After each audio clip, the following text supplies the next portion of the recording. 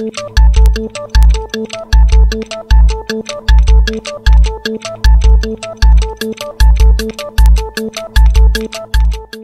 everyone, and welcome to the Daily Signal's Top 10, where we bring you the top 10 news stories of the week, many of which often go underreported by the mainstream media. And joining me to break all of this down is Daily Signal senior contributor Jarrett Stepman and commentary editor Daniel Davis. Thanks for joining us, guys. Thank you.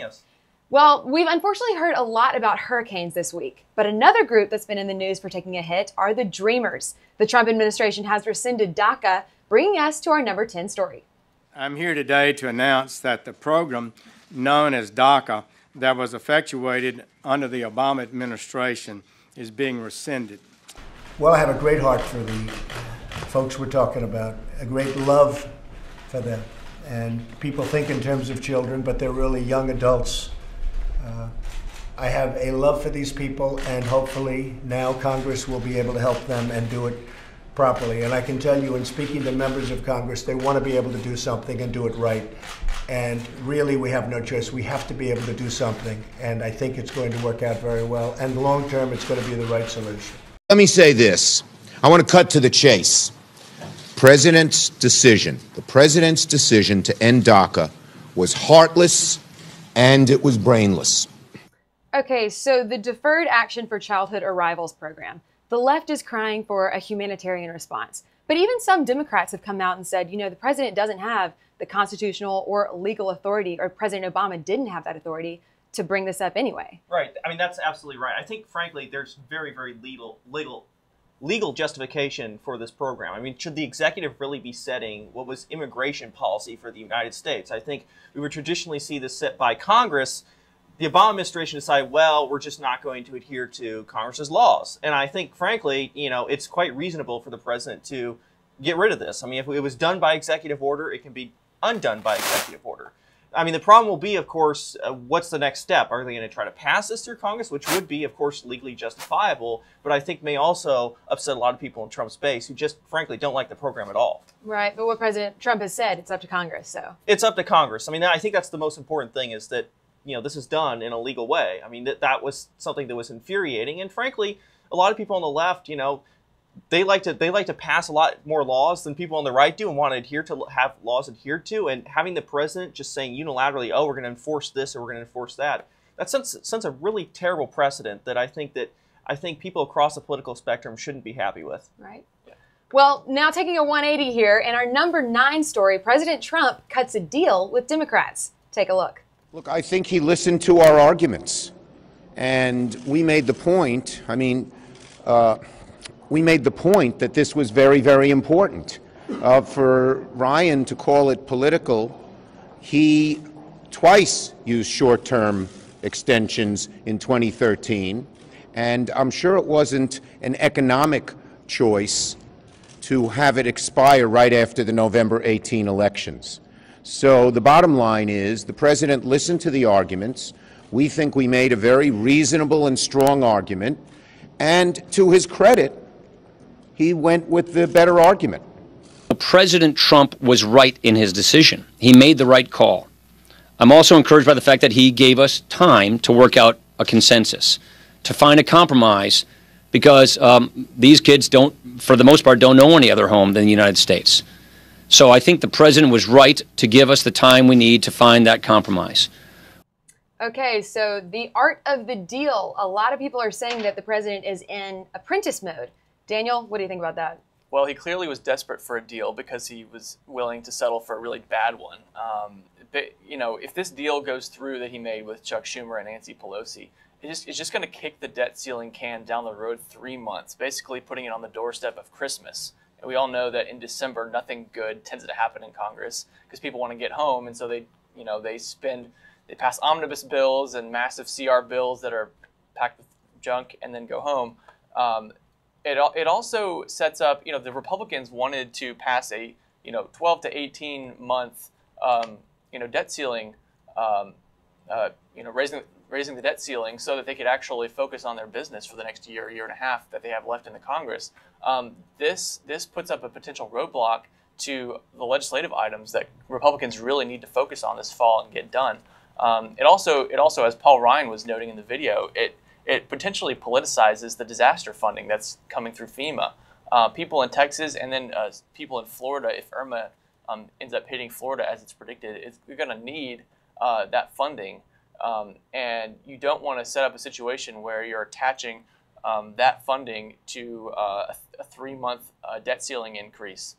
Those things are unrelated. We should be debating them in the open and not cutting backroom deals. So let's hope that Trump maybe goes back, but apparently he was desperate for a deal. All right. Well, at number 8, he's only been gone for a few weeks, but guess who's making a pretty aggressive return? I think is pretty accurate. I'm a street fighter. That's what I am. You're more than that. No, I think I'm a street fighter. By the way, I think that's why Donald Trump and I get along so well. Donald Trump's a fighter. Great counterpuncher. Great counterpuncher. He's a fighter. I'm going to be his wingman outside for the entire time to protect. So you'll not be attacking Donald Trump in your role? No. Our purpose is to support Donald Trump. By the way, and destroy his enemies. All right, so Daniel, Steve Bannon is street fighter, just like Trump. What do you think about that and his role in supporting Trump outside of the administration? Yeah, it's interesting. You know, when he came into the administration, the media thought, oh no, he's pulling the strings behind Trump's back, and now he's gone. And the media and the left thought, oh, you know, that's a relief, he's gone. But actually, it's just begun. He's back at Breitbart, and Breitbart has huge credibility with Trump's base. And I think what we're going to see over the next few years in Trump's presidency is Bannon leading Breitbart, trying to guide the Trump policy decisions by getting out in front of him with his base. You know, Bannon believes that the White House is now full of globalists, which he juxtaposes against the populists. He says he's a populist. And so he's going to try to, he says in the video that he's going to try to help and defend Trump, but secretly, I think, and Ben Shapiro has spoken to this as someone who used to work with Bannon, thinks that he's actually going to not just hold the president's feet to the fire, but also potentially threaten to attack him because he can hold the alt-right label and that group over Trump's head. So we'll see how this shakes out over the next few years. It'll be interesting to see what Steve Bannon is able to do. Yeah, fighting that fight against the mainstream media. We'll see. Well, up next, we have some rebels with a cause. Watch. But the ban on all flags led to a protest this morning as at least 20 students arrived at school with American flags mounted on their cars and trucks. Didn't like that we couldn't fly American flag, and we're all pretty patriotic. Rocori senior Chase Klein said students understand how the Confederate flag could offend, but that the ban on American flags was unacceptable. We wouldn't care if they didn't want the Confederate flag being flown. That'd be fine with us, as long as we can still fly the American one. Now, we love a story about the American flag. And, you know, putting a blanket, you know, saying that you can't have any flags, what does that mean, Jarrett? I mean, it's a little ridiculous. I'm glad to see the civil disobedience, I guess you could say, from the students at this school saying, hey, you know, we're not going to take this flag ban standing down. We're going to put up our flags. And it's great to see that, of course, all the students put up their flags on all their trucks, and you see them all lined up, you know, defending the United States. I feel that anytime, you know, you see like a local community or a school or anybody try to stop the flags, I think a lot of people stand up and say, hey, we're not going to take that. We're going to stand up for what America is. And if you're really offended by the American flag, well, can you really call yourself an American? So I think it's great that these students decide to do something, and we're going to take this line down. And fortunately, the flag is going to stay up, and you know, that's a really great thing. I think we should be celebrating the flag as much as possible in this country, and it's something that really makes us special in who we are. So it's good to see the students do this. Absolutely. Great symbol to fight for. But on the subject of offensive symbols, the National Cathedral has removed some of their stained glass because it honored Robert E. Lee and Stonewall Jackson, something they've talked about doing for 2 years now. Watch. Construction materials now block 2 stained glass windows at the Washington National Cathedral. Right now they're setting up the scaffolding to begin the process of removing the windows. The windows, one honoring Robert E. Lee, the other Stonewall Jackson, installed in 1953, are coming down. Monuments like this may have whatever they were in the past. They now have powerful symbols in ways that are not helpful, especially for a place that's a house of prayer for all people. Okay, to me, this is just literally erasing history. I mean, these were put up and installed in 1953, and now they're becoming obstacles for their ministry.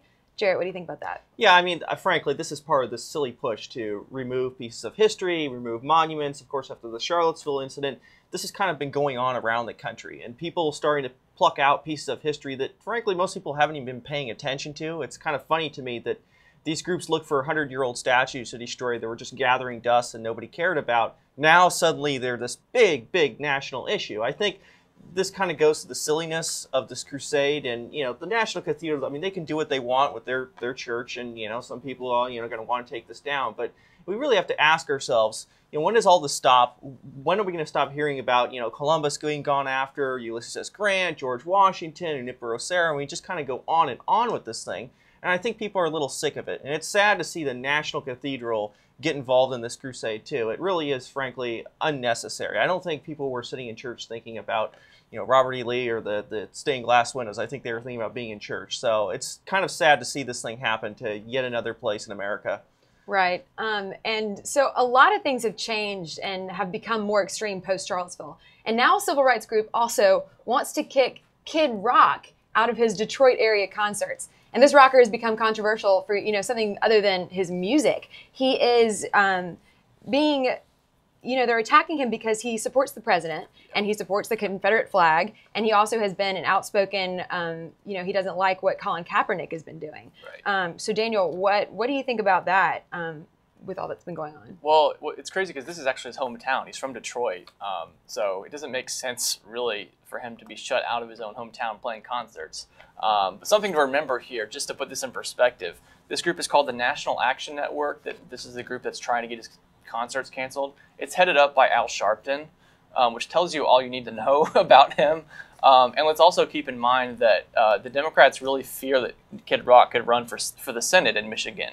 So I think this may be, it seems pretty petty. It is petty for them to try to get these concerts canceled, which is a whole other thing in itself. Why do we have to try to get other people's things canceled that we disagree with? Just don't go.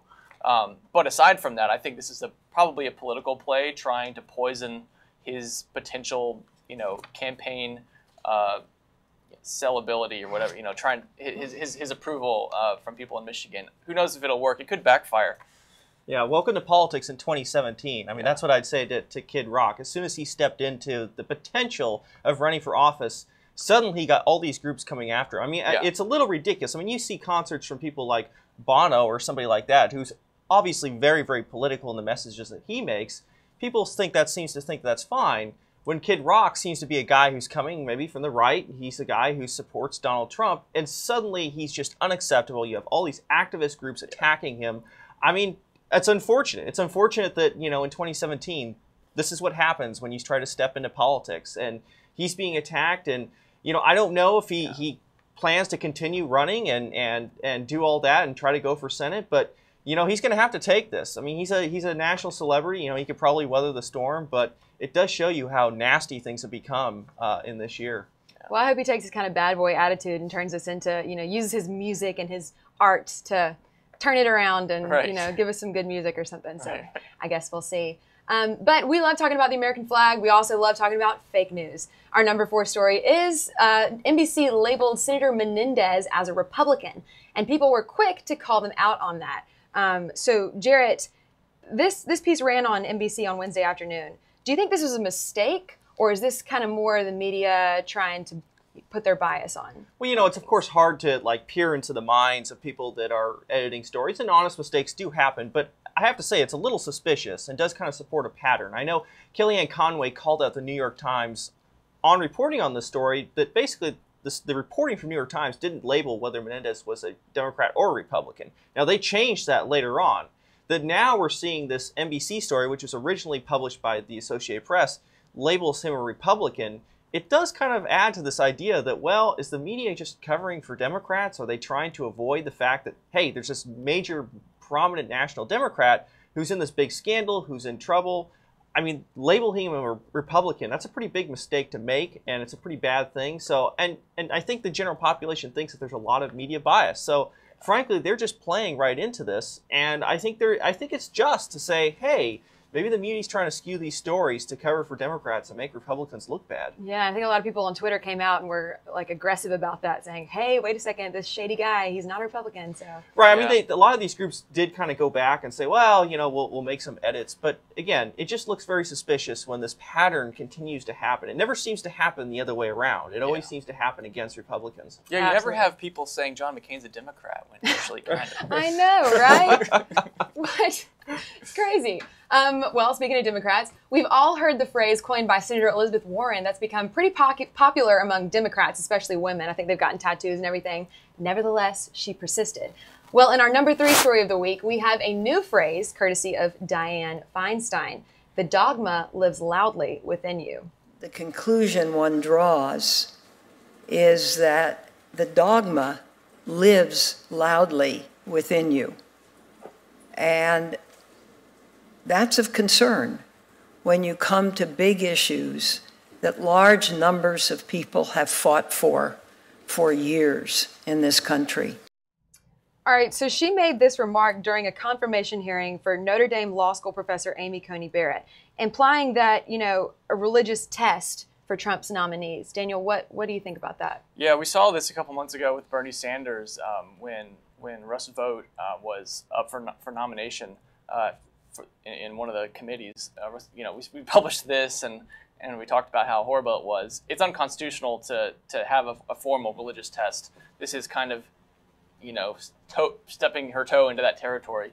But beyond that, I think the fact that here's a big irony here. Okay, she's saying essentially that you're a serious Catholic, you have your religious beliefs, the religious dogma lives loudly within you. The implication there is that she can't follow the law. The irony is that it's not conservatives who don't follow the law when they're judges. It's liberals who import their personal views into their own dogma into the law. So we saw with Roe v. Wade, which you know Feinstein has openly referred to as some of these rights that she was referring to that we fought for.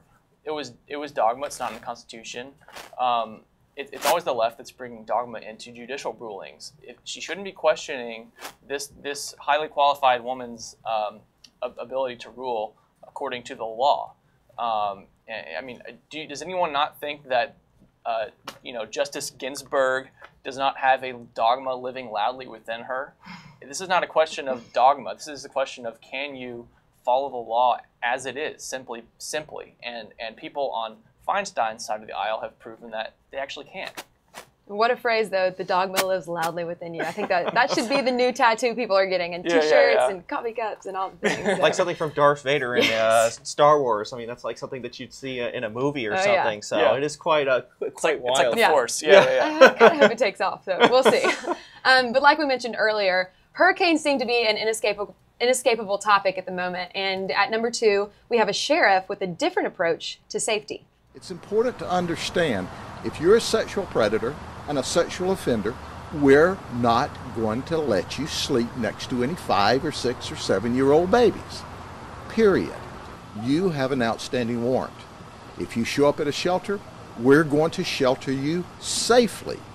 But it's going to be in the county jail because we have a legal obligation to execute. All right, well, this sheriff actually took to Twitter and said that, you know, he'd gladly escort those with these active warrants to a safe and secure shelter, being the Polk County Jail. Jarrett, what do you think about that? Yeah, I mean, I think, frankly, the ACLU's comments about this are ridiculous. They're basically saying that these people who have warrants out for their arrest or are sex offenders are not a danger to other people. Well, obviously, they've proven once before that they are a danger to other people. That's why they have warrants out for their arrest. And frankly, I think the sheriff is taking a very cautious measure. I mean, we learned a lot of lessons after Hurricane Katrina. There were a lot of issues. You know, where do you put people? Are you putting them in a kind of contained environment? There are a lot of children being mixed with who knows who. I mean, these people are escaping from the law. They have options. It's not as if they don't have places where they can seek shelter. It's just that they don't want to mix these people into an environment with, you know, potentially innocent children who may not have the best watch and care because, of course, it's a chaotic environment. So I think that groups are going after the sheriff for taking very reasonable measures, reasonable precautions. I think just speaks to the silliness of this. And frankly, to the people in the ACLU who say this is a problem, well, look, bring these guys into your home. I mean, you know, if that's what it comes to, you know, take care of them yourselves. I don't think we should be forced to have criminals come into shelters when they have other options where they can be kept from a general population. Right, like the Polk County Jail. But our thoughts and prayers are with everyone dealing with the hurricanes, and our number one story is just that. Irma, one of the most powerful hurricanes in history, is here. In fact, from the outermost bands, we're getting a storm diameter here of 670 miles per hour. Again, all about perspective. Let's go up and see how far that is. That's from Chicago to New York. That's how large that storm is. It is. I mean, it's just kind of unfathomable to think about how large this hurricane is. Daniel, do you think that Florida is prepared for this, and do you think the federal government is prepared for this disaster response? It looks like they've done all they can. I mean, the governor has been on TV doing press conferences constantly, telling people to evacuate, and the president has been supporting that.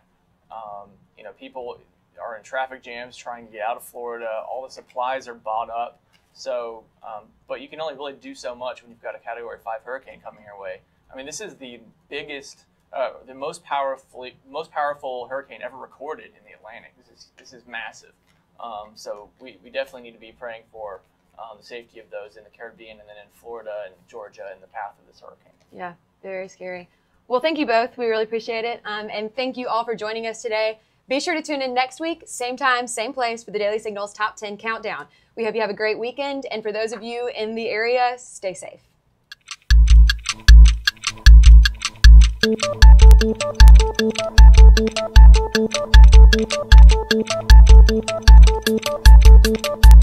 you.